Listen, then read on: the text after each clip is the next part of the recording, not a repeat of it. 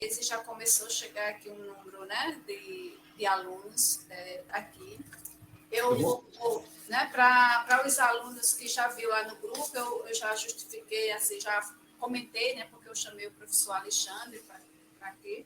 Eu acho que no Facebook, eu acho que ele é mais conhecido como professor Zabotti, né? Eu não sei se pronuncia assim. Isso. Né? Pronto. Ele é físico e eu acho que pós-graduação em astrofísica. Se eu for falar do currículo dele, eu vou falar mais das coisas que está no Lattes, porque eu não conheço ele pessoalmente. Então, eu vou deixar ele se apresentar um pouco da história dele, dos cursos que ele tem, que é para depois, se vocês quiserem conhecer o site, eu vou colocar aqui no chat, tá certo? Alguém já perguntou se a gente tinha certificado quando recebesse para as aulas que a gente ia receber. Eu fiz um formuláriozinho aí de lista de presença, aí vocês preenchem. Lá eu pergunto, né, se alguém quer receber um certificado depois que a gente terminar todo esse, que eu estou chamando de série de atividades, né, que essa é a primeira, né, e a gente vai ter até o final, até o dia da prova da OBA, uma vez por semana, esses encontros, né, fora aqueles que eu disse que a gente poderia ter aqui dentro do campus, né, os alunos daqui do campus para me procurar. Tá? Então, eu passo a palavra para você, professor Alexandre, se apresentar aí para os alunos, enquanto os outros vão chegando aí. Tá bom. Acho que estão me escutando bem, né? O áudio está captando direitinho, né? Então, meu nome é Alexandre Zabotti e, como a professora Selma falou, eu sou formado em Física. Depois eu fiz doutorado em Astrofísica aí com um colega do professor Jorge, o Antônio Canaã. E eu sou professor da UFSC em Joinville, Santa Catarina. Aqui na UFSC de Joinville, a gente tem o curso de Engenharia Aeroespacial. É um dos 5 cursos de Engenharia Aeroespacial do Brasil. E eu sou subcoordenador do curso, trabalho no curso de Engenharia Aeroespacial desde que eu entrei aqui na universidade, já faz mais de 10 anos. Então, eu tenho me dedicado, desde que eu entrei aqui, à parte de ensino de astrofísica, parte de estrelas, galáxias, planetas, cosmologia, que é a parte que estuda, né, uma parte da astrofísica, mas quase uma partezinha, quase uma ciência à parte até, que estuda o universo em larga escala, o universo como um todo, como é que o universo evolui, se transforma, estuda a teoria do Big Bang, por exemplo, que é a mais conhecida. E também porque, como eu atuo no curso de Engenharia Aeroespacial, eu também tenho, de vez em quando, eu gravo algumas aulas e dou palestras nessa temática também. Parte de foguetes, satélites, viagens espaciais, etc. Até, inclusive, fazer uma propaganda, né, para a professora Selma, para o professor Jorge. Se quiserem comprar o Estadão no domingo, tem um especial que foi feito agora, vai ser nesse domingo, sobre uma empresa famosa no setor aeroespacial, a SpaceX. Quem gosta de notícias do setor aeroespacial deve conhecer. Vai completar 20 anos agora. E aí eu fiz fizeram uma entrevista especial aí no Estadão para a gente falar um pouquinho sobre isso. Enfim, então acho que a professora Selma vai colocar ali no chat, tem o endereço dos cursos, de alguns cursos que eu ofereço pela internet, né? Então é astrofísica.ufsc.br. Tem ali nesse site, tem os cursos que eu ofereço pela universidade. Então, são cursos que são gratuitos para estudantes, né? Se você é estudante, não precisa pagar inscrição, nada. Você assiste as aulas pelo YouTube, quando quiser, são aulas gravadas, não são ao vivo, né? Então, todo o material gravado disponível.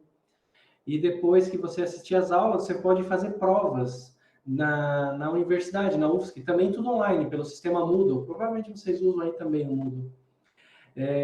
Então, você se inscreve, assiste às aulas, faz as provas, e se você atingir a média, bem facinho de atingir, tá? As provas são fáceis. Se atingir a média, você ganha um certificado da UFSC. E esses certificados, SpaceX é a mesma do Elon Musk, Ingrid. Então, eu teve uma entrevista aí, o Estadão, né? O jornal Estadão de São Paulo fez um especial, um caderno especial, e aí me entrevistou, e aí eu falo um pouco sobre a SpaceX. Então, se você fizer as provas dos cursos, você consegue esse certificado, e esse certificado é um certificado de extensão. Provavelmente vocês vão conseguir usar aí no Instituto Federal para validar alguma coisa no Instituto Federal, que é um certificado oficial da UFSC, tá? Tem vários cursos ali, dá uma olhada. Quem quiser também pode me seguir no Instagram e no Facebook, onde eu coloco mais informações e estou mais em contato com os alunos. No Instagram, o meu perfil é né, .zabotti, tá? E eu mesmo no Facebook. E também no YouTube tem um canal onde eu gravo lives e tal, né? Porque uma coisa são os projetos, esses cursos da universidade. Então, eles têm um canal próprio e tal, onde estão os cursos. Mas o dia a dia de divulgação e palestras eu costumo colocar nesses canais. Então, é basicamente isso, né? Eu acho que, se tiver ok, eu poderia começar a palestra, está prevista para hoje. Pode, professor. Eu estou achando assim, que se chegar mais alunos, os que receberam o link não vai fazer barulhinho. E o outro pode ser que chegue um ou outro pedindo para entrar, eu só vai dar um clique aí, mas não tem problema, né? Tá, tudo bem. Então tá, qualquer coisa vocês podem me chamar aí. Eu vou compartilhar minha tela com vocês, porque tem uma apresentaçãozinha, tá?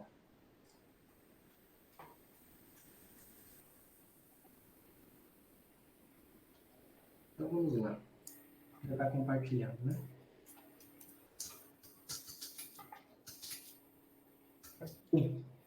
Então, a professora Selma pediu para eu falar hoje para vocês de satélites, tá? Então, eu peguei uma aula de um desses meus cursos, que é justamente sobre satélites, para falar com vocês. Então, vocês podem depois aí ir anotando perguntas, e no final a gente faz um bate-papo. É para ser uma palestra rápida, tá? Eu estou planejando coisa em torno de meia hora, não mais do que isso. Então, daí depois vocês podem fazer perguntas. Só acho que ficou o áudio de alguém aberto. Vou dar uma fechadinha ali para não... Obrigado. Então, tá bom. Então, vamos fazer o seguinte, vamos ter uma visão geral sobre satélites, né? Começar um pouquinho da história dos satélites. Nessa imagem, eu estou mostrando para vocês o primeiro satélite que foi lançado, que é o Sputnik. Foi lançado pela União Soviética, né? Hoje se desmembrou depois aí, né? E hoje é a Rússia, e na época era a União Soviética, formava um bloco, né? Ele foi lançado, o Sputnik foi lançado em 4 de outubro de 1957. Nessa imagem, vocês veem duas figuras aqui principais. O satélite, que é a Sputnik, que eu já vou falar um pouquinho mais dele, e o foguete que lançou o satélite.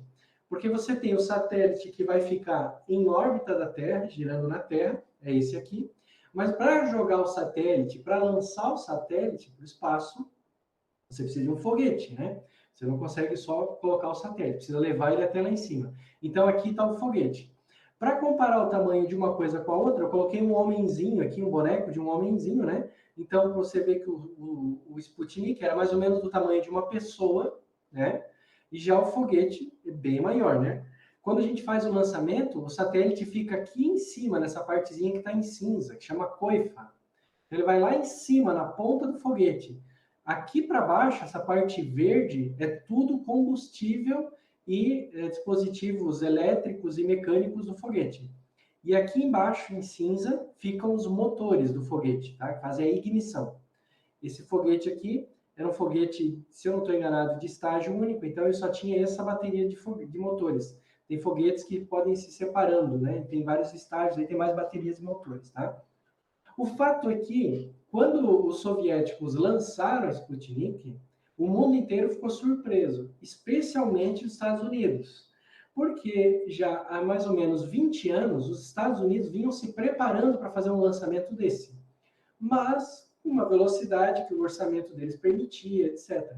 O programa espacial americano começou bem depois, bem logo, bem em seguida dos primeiros aviões, tá? Assim que os americanos conseguiram, né, criar uma agência civil e uma agência militar para aviação, eles perceberam, isso já ali na década de 20 e 30, eles perceberam que precisavam criar uma agência para o setor aeroespacial, que logo eles tentariam ir para o espaço, tá?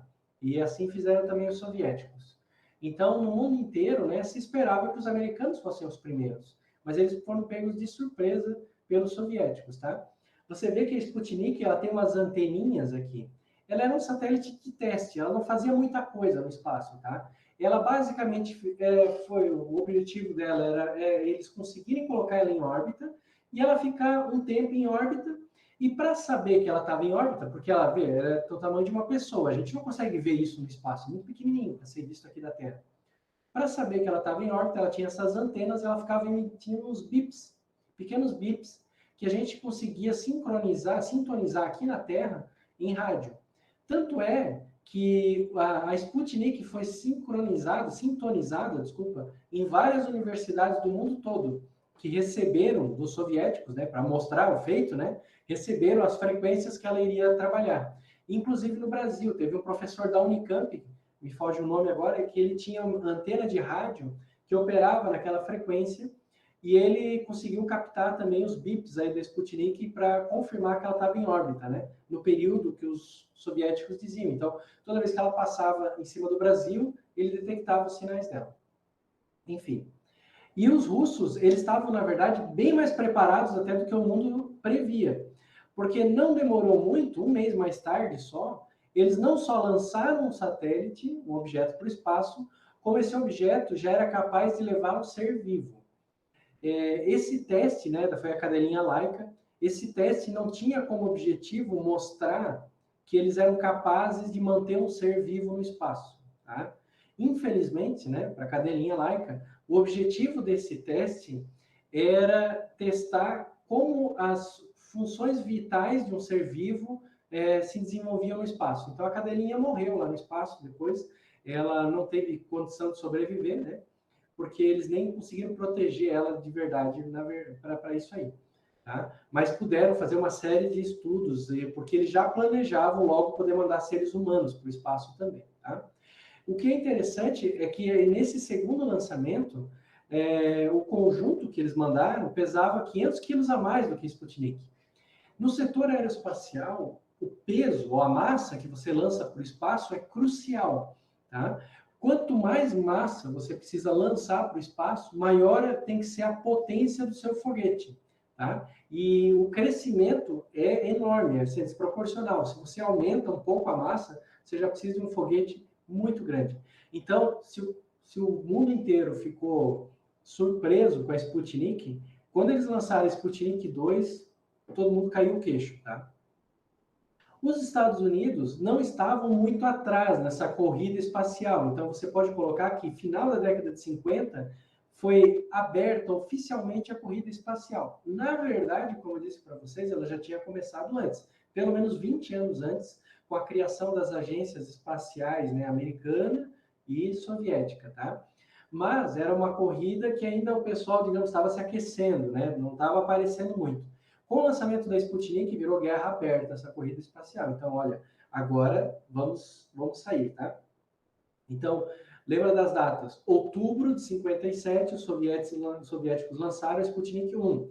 Novembro de 57, os russos lançaram a Sputnik 2. E logo em seguida eles foram com vários outros lançamentos daí, tá?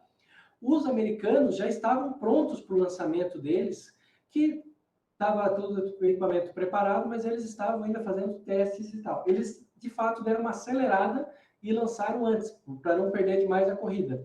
Então, em 31 de janeiro de 58, ou seja, 4 meses depois do lançamento da Sputnik, Estados Unidos já tinha um satélite em órbita. E o satélite que os Estados Unidos tinham em órbita era o Explorer 1, tá? Era um satélite bem melhor desenvolvido, digamos assim, tecnologicamente, ele tinha mais coisas do que os satélites soviéticos, mesmo aquele que lançou a Laika. Mas lançaram depois, porque estavam se preparando mais para isso aí, né? Bom, o fato é que uma coisa chama atenção. O satélite americano ele era muito mais leve do que o satélite soviético, tá? Então, ainda assim, os soviéticos chamavam muita atenção pela capacidade de lançar carga para o espaço. Nessa foto aqui você vê o satélite americano, né, bem diferente, né, o Explorer 1, tá?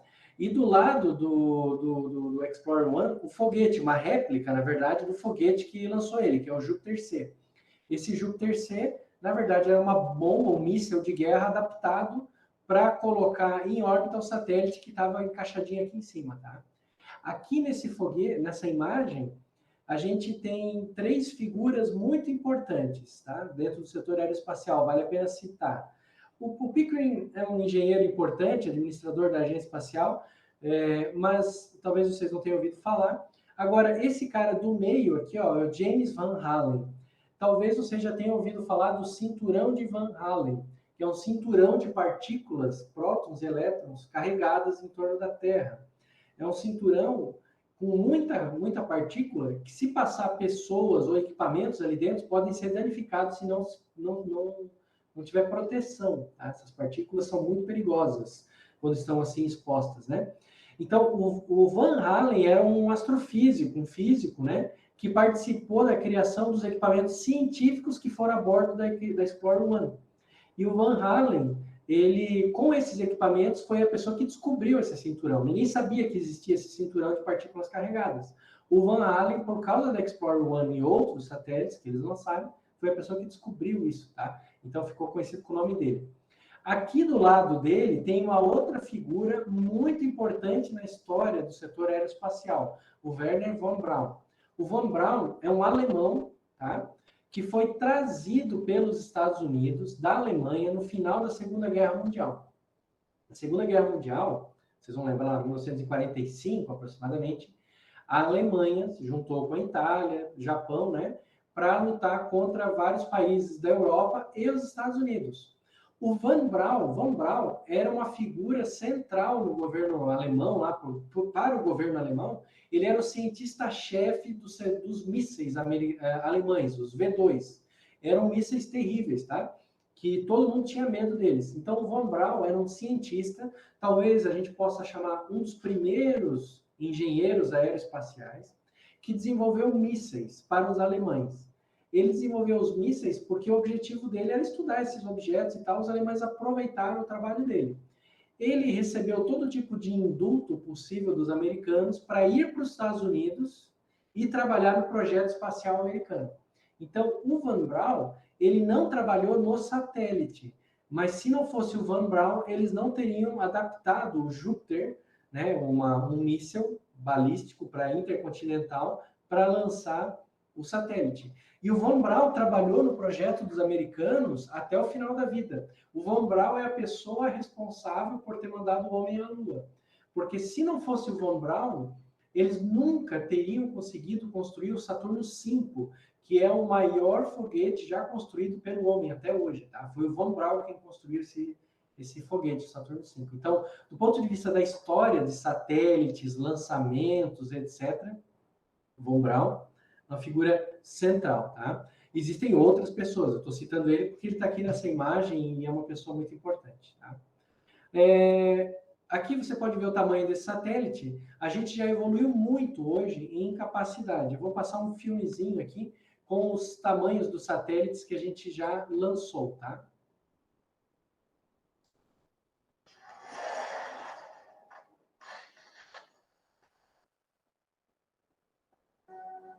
Então, você vê aqui, olha, o S-Cube, né, que tem 10 centímetros, tá? São satélites desse tamanho assim, 10 centímetros. Eles foram lançados já por vários países, você vê alguns nomes aqui embaixo, ó. Falcon 9, olha só, é um foguete do Elon Musk, ele que estava perguntando antes, né? Asgard aqui, tá? Então, é um pouquinho maior, um satélite já de 40 centímetros, tá? Aqui está Sputnik 1, que tinha esse tamanho, que eu mostrei antes para vocês. Depois aqui outros satélites, tá? E tem os países que lançaram aqui do lado. A Índia lançou esse de 1,5 metro para Marte. A Voyager, Estados Unidos lançaram, já está saindo do sistema solar, a Voyager 1 e 2, tá? E tem os foguetes aqui, a quantidade de carga que eles lançaram, ó, foguetes já de 1 tonelada, foguetes bem maiores, né? Aqui a Pioneer, tá? Um foguete um satélite de 300 quilos que foi para Saturno. Deep Space colidiu com um asteroide. Mars Odyssey, que ficou em órbita de Marte. New Horizons, que foi lançado para chegar até Plutão. A Viking, que foi um dos primeiros satélites que explorou Marte. Depois a Mercury, que foi um dos primeiros objetos lançados com astronautas pelos Estados Unidos no espaço. Venera 3 foi para Vênus. Landsat, que é um satélite de monitoramento terrestre, já 4 metros de tamanho. SSOA, que é um outro satélite de monitoramento, bem mais moderno. Dragon SpaceX, a cápsula para levar astronautas. A Cassini observou Saturno, inclusive tem uma cientista brasileira envolvida. A Mariner, tá? Um outro satélite aqui de exploração de planetas. A Soyuz, com mais de 7 toneladas, leva os astronautas americanos e russos para a Estação Espacial Internacional. A Apollo, da viagem do homem à Lua, tá? O satélite espacial Hubble. A Juno, foi um satélite bem recente que explorou Júpiter. A Salyut-1, né, que é uma estação espacial russa. Skylab, uma estação espacial americana. A Mir, uma outra estação espacial russa. Depois aí tivemos o grande sucesso da Space Shuttle, que era um ônibus espacial, ia e descia. E a Estação Espacial Internacional, a maior de todas, né? Na verdade, deixa eu voltar aqui no finalzinho. Na verdade, a Estação Espacial Internacional, a Mir, né, a Mir e a Skylab, elas não foram lançadas inteiras, elas foram lançadas em pedaços para o espaço, e lá no espaço foram montadas, uma a uma, tá? Então, aí uma visãozinha geral para vocês terem uma ideia de aonde que a gente está, ou seja, a gente está bem mais avançado já hoje, tá?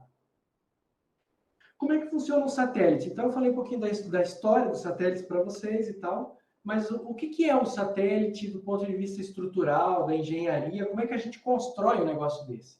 Bom, basicamente, o satélite precisa conter algumas peças necessárias para o funcionamento dele. Ele tem alguns sistemas, tá?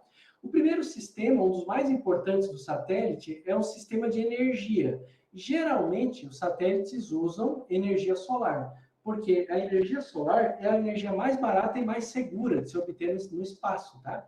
Você tem o Sol lá, brilhando muito, você pode abrir grandes painéis solares, isso não gera nenhum tipo de problema para o satélite, muito pelo contrário, ele gera estabilidade para o satélite, e você absorve energia solar. Então, você tem energia à disposição. Essa energia solar vai ser usada para alimentar, né, a elétrica, todo o funcionamento do satélite. Então, o satélite sempre tem um computador central, que vai depender do trabalho do satélite, vai fazer todo o processamento, e ele precisa se comunicar com a Terra, né? Todo satélite que está em órbita tem comunicação contínua com a Terra. Então, a gente tem algumas estações de monitoramento dos satélites em solo, na Terra, em vários países, ao longo do planeta inteiro. Então, ele precisa de uma antena de comunicação também, uma ou mais. São antenas para enviar informações para a Terra, enviar informações para o solo e para receber também. O satélite, se a gente deixa ele sozinho lá no espaço, eu vou discutir isso daqui a pouco, ele começa a perder a altitude, então ele precisa se reposicionar. Então ele tem um sisteminha de controle de altitude, a altimetria dele. Esse sisteminha de controle de altitude, ele tem dois ingredientes básicos. Um deles é saber em que altitude que está o satélite, se precisa subir, precisa descer, o que tem que fazer. E ele precisa de pequenos propulsores, não é exatamente um foguete, mas ele precisa poder se movimentar no espaço usando propulsão, tá? Uma coisa que acontece nos satélites, por causa da corrente elétrica, do computador central, todo o processamento que ele tem, e mesmo a iluminação do Sol, o satélite esquenta demais. Ao contrário do que as pessoas costumam imaginar, no espaço não é frio, tá? O espaço, ele é quase vácuo, não é vácuo, mas ele tem uma atmosfera, muito rarefeita, pouco ar ou nenhum ar. Então, o que acontece quando você está num sistema desse que é vácuo, que não tem quase ar nenhum, é que você não consegue transmitir calor por condução térmica, que é a maneira mais comum. Eu tenho aqui um copo de gelo. Se eu quiser esquentar rápido esse copo de gelo, eu fico segurando ele com a minha mão que está quente. Isso é condução térmica, tá? Então, o calor vai passar da minha mão aqui para o gelo e vai derreter o gelo, vai esquentar essa água, tá? No espaço não dá para fazer isso, porque não tem o ar, não há condução térmica suficiente. Então, se eu deixar um satélite operando no espaço e sem nenhum tipo de intervenção térmica, ele vai derreter com o próprio calor, tá? Mais o calor do Sol. Então, a gente precisa fazer um controle térmico do satélite, que é perder calor por outras formas. Um bom exercício aí para vocês estudarem um pouquinho com a professora Selma e o professor Jorge em termodinâmica. Como é que a gente perde calor se não for por transmissão térmica, né, de contato, tá? Existe toda uma área da engenharia aeroespacial dedicada só para esse tema aqui, tá? Aqui na UFSC Joinville, a gente tem vários professores que fizeram doutorado só nesse tema, só para poder estudar o controle térmico de satélites. E depois tem o que a gente chama do satélite, que é a carga útil do satélite. Tudo isso daqui que eu mostrei para vocês é para dar o suporte para o satélite operar. E a operação vai depender de que tipo de satélite que é. Existem vários tipos de satélite. A carga útil é o que faz o satélite ter o funcionamento dele, particular dele. Para que ele foi feito, esse satélite? Tá? Então, ele foi feito para emitir internet, da conexão de internet, vai ter toda a carga útil para isso. É um satélite para fazer transmissão de televisão, vai ter carga útil para televisão. É um satélite militar para fazer espionagem, então vai ter câmeras super avançadas para espionagem em solo. E assim por diante, tá? Cada satélite aí vai ter a sua carga útil específica. Basicamente, isso daqui é a anatomia geral de um satélite, tá? Agora, eu estava falando para vocês que um satélite, ele está girando em torno da Terra, está em órbita da Terra, mas se eu deixar ele sozinho ali, ele não vai ficar ali, não vai permanecer. Esse satélite, ele vai cair. Acontece que, apesar de ele estar no espaço, não é completamente vazio. É muito rarefeito, mas não é totalmente vácuo.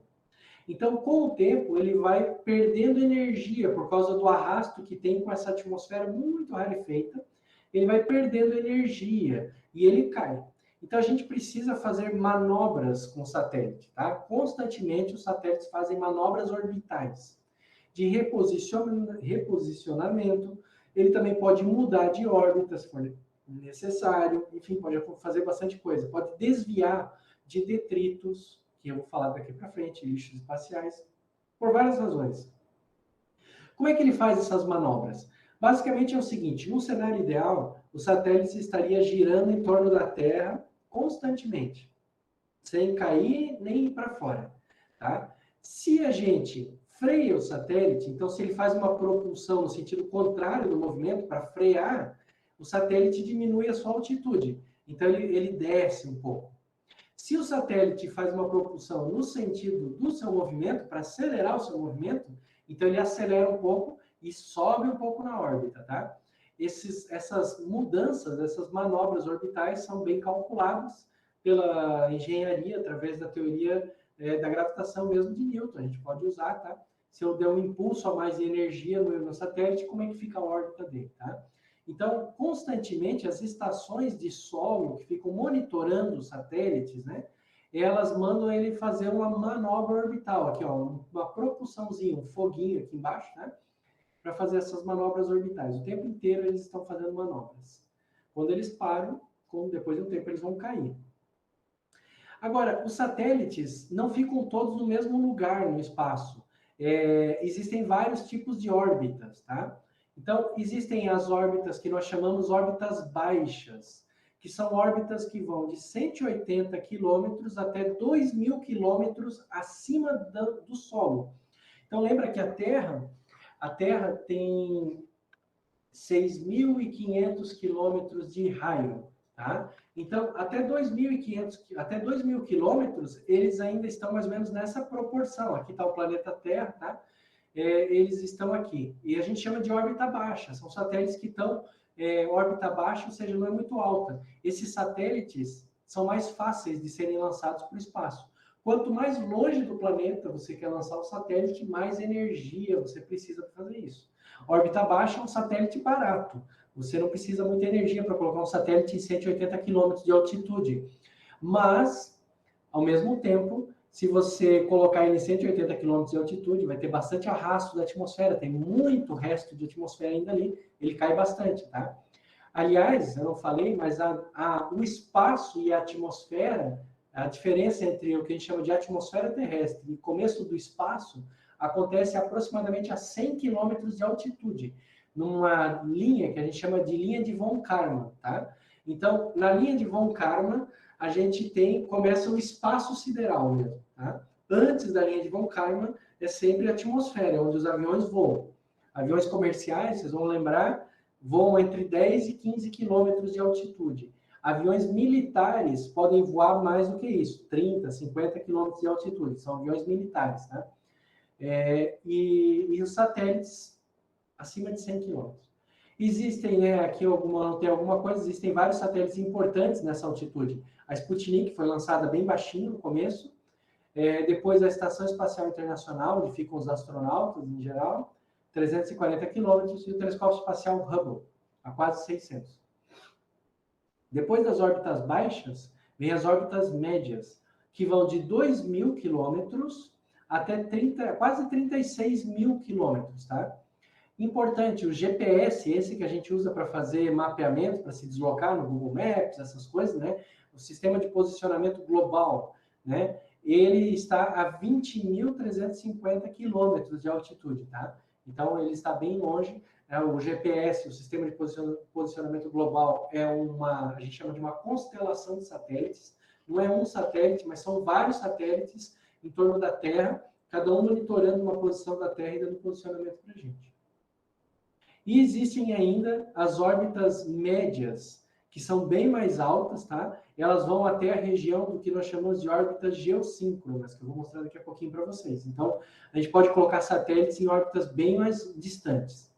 Por que a gente escolhe uma ou outra órbita? Não é só a questão da facilidade de lançar, tem aspectos técnicos, que é o seguinte: se você coloca um satélite numa órbita baixa, como esse que eu estou mostrando para vocês aqui, olha, esse satélite, ele vai ter um campo de visão pequeno do nosso planeta, porque ele está bem perto da Terra. Você mesmo pode ver como isso acontece. Olha, se eu colocar minha mão bem perto do meu olho, eu vou ver basicamente aqui.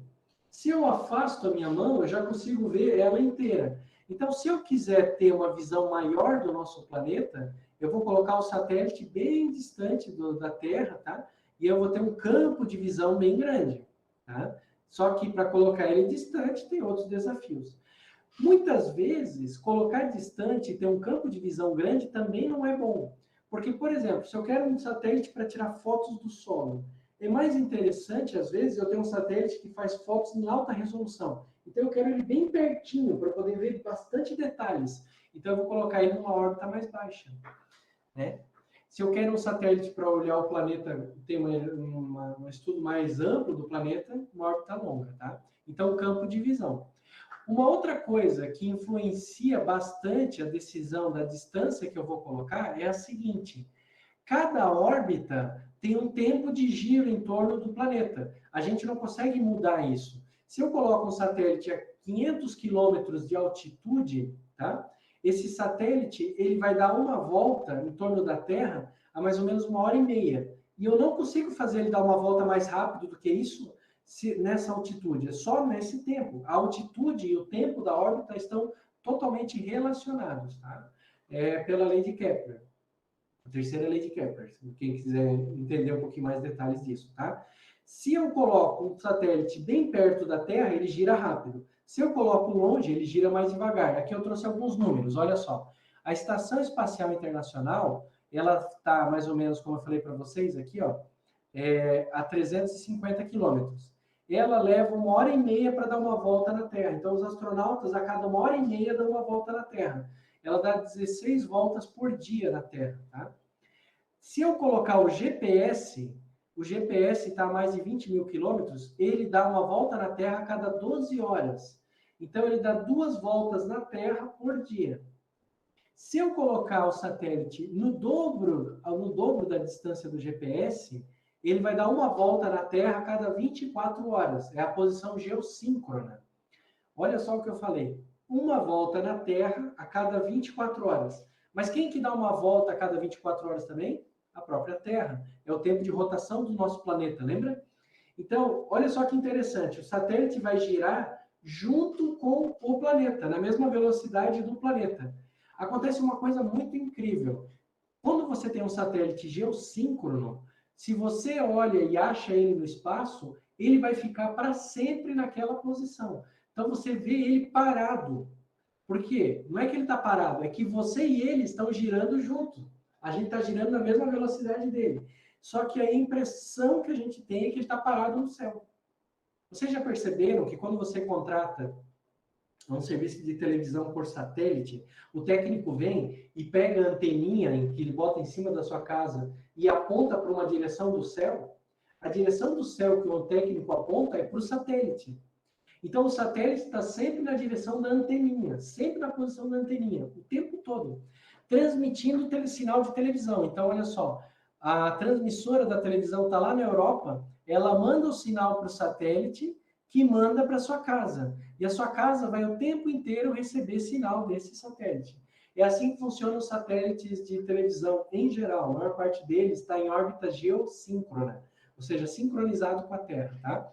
Ele parece estacionado, ele não está, ele está girando junto com a Terra, é isso que acontece. Mas a visão que a gente tem é que ele está paradão lá em cima, tá? Em geral, a maior parte dos satélites acaba ficando em órbitas equatoriais, ou seja, dando volta no equador da Terra, ou muito perto do equador da Terra, tá? Mas em geral, próximo. Existem satélites que fazem órbitas que a gente chama órbitas polares. Eles giram em torno do polo terrestre. Esses satélites são muito bons para fazerem mapeamento da superfície do planeta. Por quê? Porque o satélite está girando aqui e o planeta está girando aqui. Então, imagina, ele faz uma varredura de toda a superfície do planeta. Enquanto ele gira, tirando imagens, ele vai varrendo toda a superfície do planeta. Então, em geral, satélites que querem fazer rastreamento, monitoramento, varreduras da Terra, de todo o planeta, têm órbitas polares, ou pelo menos órbitas muito inclinadas, muito próximas das polares. É difícil colocar um satélite em órbita polar, tá? Exige fazer bastante manobras.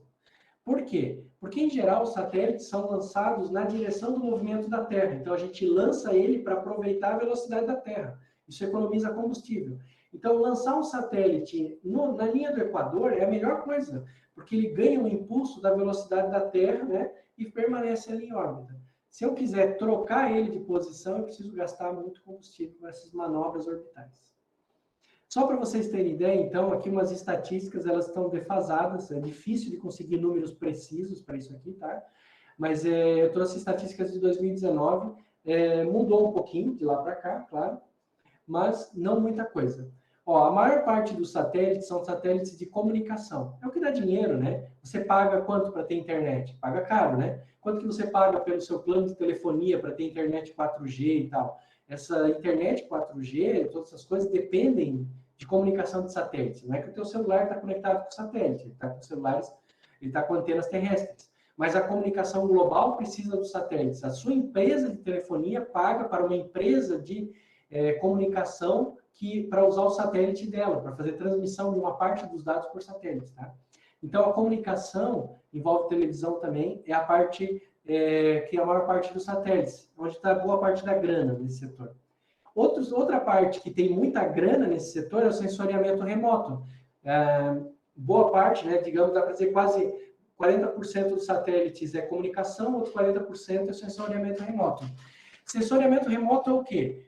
Meteorologia, satélite para tirar imagem da Terra, para a gente fazer previsão do tempo.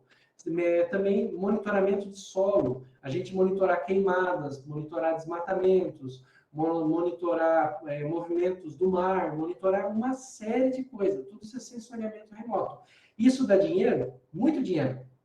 Porque os países e os institutos de pesquisa e empresas privadas de meteorologia, que fazem previsão meteorológica, precisam desses dados. E eles pagam para a empresa que é dona do satélite para obter esses dados. Tá? Então, é muito importante. Depois, existem satélites de navegação, que também dão dinheiro, GPS, por exemplo. Satélites da área de ciência, tá? Esses aí não dão dinheiro, só dão prejuízo. Ciência é brincadeira, mas ninguém vai pagar, né, para usar, em princípio. E muitos equipamentos de teste, sempre a gente está desenvolvendo teste e tal. Em termos de países, Estados Unidos domina de longe, né, os satélites. Outros aqui, leia-se essencialmente União Europeia, tá? Então, desses 32%, fácil, 28% é a União Europeia, os satélites deles. Mas ainda a gente tem a China e a Rússia. A Rússia vai bem, mas não cresce muito. A China está numa disparada. Então, logo a China vai ultrapassar a União Europeia e talvez Estados Unidos em breve também, tá? Eles estão lançando muitos satélites.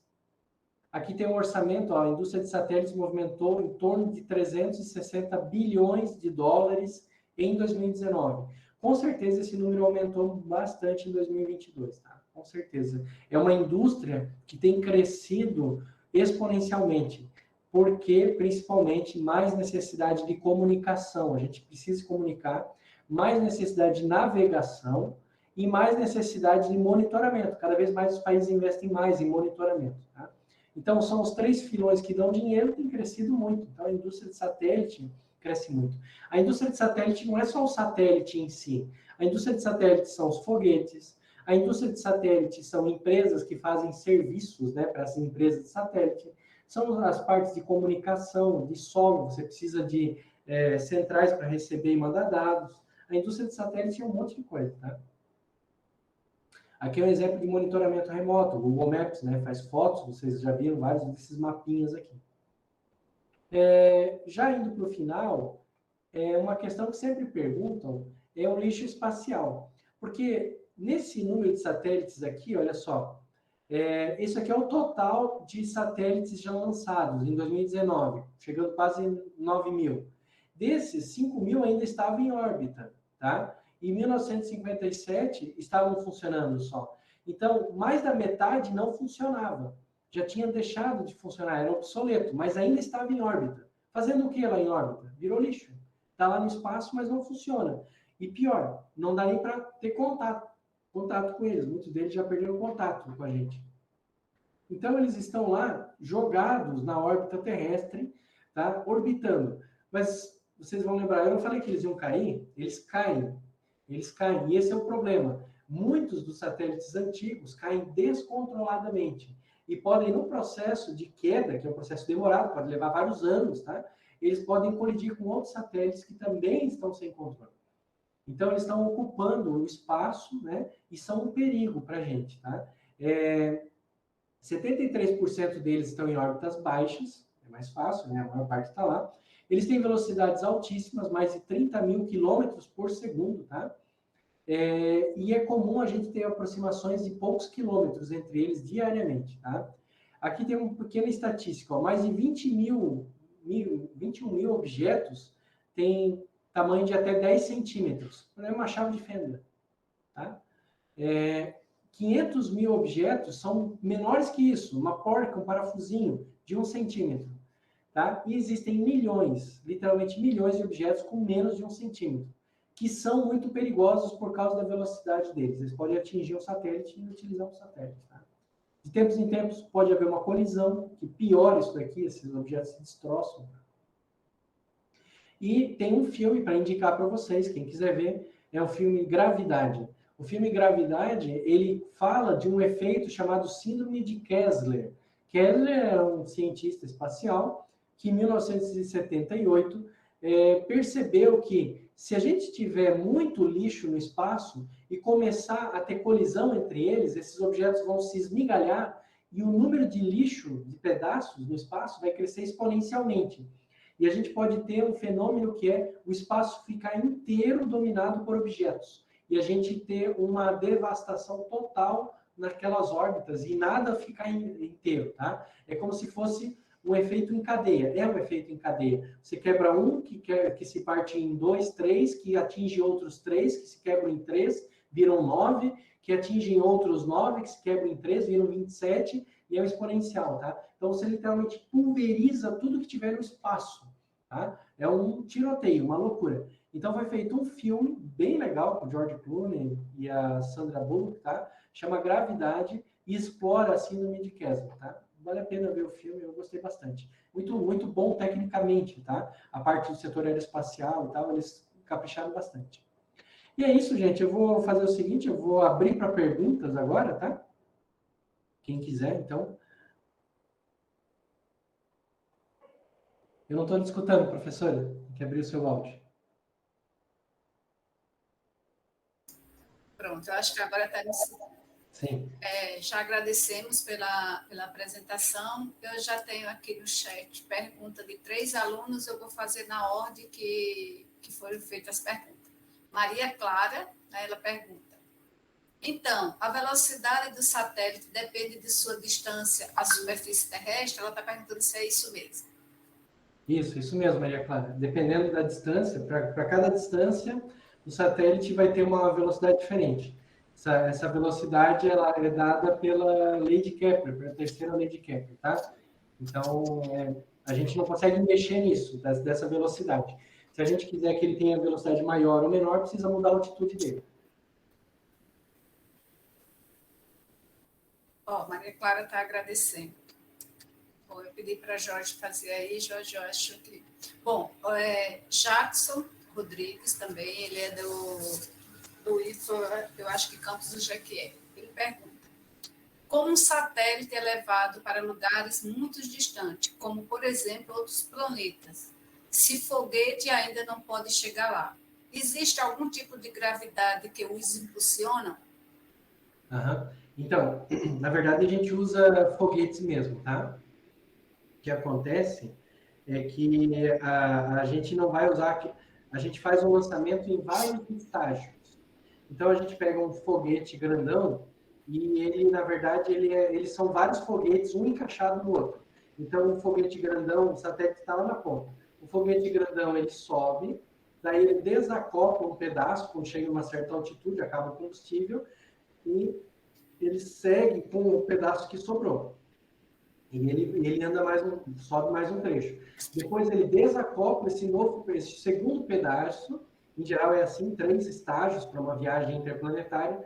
Ele desacopla o segundo estágio, quando ele já está mais longe da Terra, e depois, no espaço, ele segue com o terceiro estágio.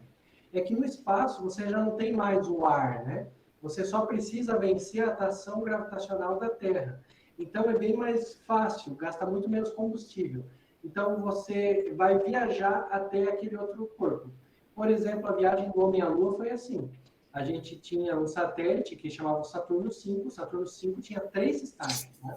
Então, quanto mais longe você quer ir, e quanto mais carga você quer levar, quanto mais pesada ela for, mais combustível e maiores precisam ser os estágios para você poder chegar lá. Mas é basicamente assim que a gente faz. Tem outra pergunta de Diego agora. Quanto mais longe da Terra, maior será o campo de visão do satélite? Isso. E isso depende da função. Isso depende da função, né? E qual o satélite de observação da Terra mais distante atualmente? Ou seja, ele está perguntando que eu acho que está em órbita da Terra mais distante. Uhum. Para observar a Terra, tá? Ficar observando a Terra, os mais distantes estão em órbita geossíncrona. Não é interessante colocar além dessa órbita geossíncrona para observar a Terra, tá? Tecnicamente não vale muito a pena. Agora, em termos de satélites mais distantes, até recentemente a gente lançou um satélite bem famoso, que é o James Webb, um telescópio espacial, e ele foi colocado numa órbita bem distante da Terra, mas é porque ele não vai observar a Terra, ele vai observar o espaço, né? Então, a gente pode colocar em órbitas bem distantes. A gente pode colocar satélites até em órbita de outros corpos, né? A gente já colocou satélites na órbita do Sol, satélites na órbita de praticamente todos os planetas do Sistema Solar, a gente já tem um satélite, né? E outros corpos do Sistema Solar. Tá? Mas para observar a Terra, é órbita geossíncrona, mais distante, 36 mil quilômetros.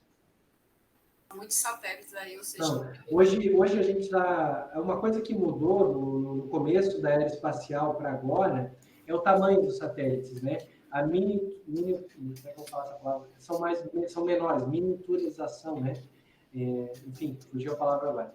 Mas são menores. Então, o que acontece é que hoje a gente lança satélites pequenininhos que fazem muita coisa. E quando a gente faz esse lançamento, a gente já não lança mais um. Agora a gente lança dezenas de satélites ao mesmo tempo. Estava falando antes da SpaceX, né? A SpaceX está montando uma constelação de satélites para a internet chamada Starlink. Na Starlink, a SpaceX, para cada lançamento, para cada foguete que sobe, ela lança mais de 10 satélites ao mesmo tempo. Então, ele vai descarregando um monte de satélites ao mesmo tempo. Então, agora a coisa acelerou muito mais, né?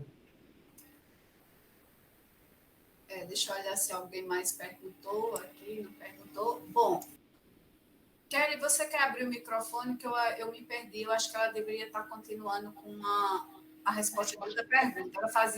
Eu ia perguntar sobre isso, por quanto tempo eles vão permanecer no céu? Ou seja, Eu acho que ela está se referindo ao Starlink. Ah, tá. Quanto tempo os foguetes ali da Starlink, né, os satélites da Starlink vão ficar no céu? O projeto deles é para vários anos, né? Então, todos os foguetes, todos os satélites da Starlink, eles são satélites modernos. Os satélites modernos, eles já têm um sistema de propulsão para ficar mais tempo no espaço, tá?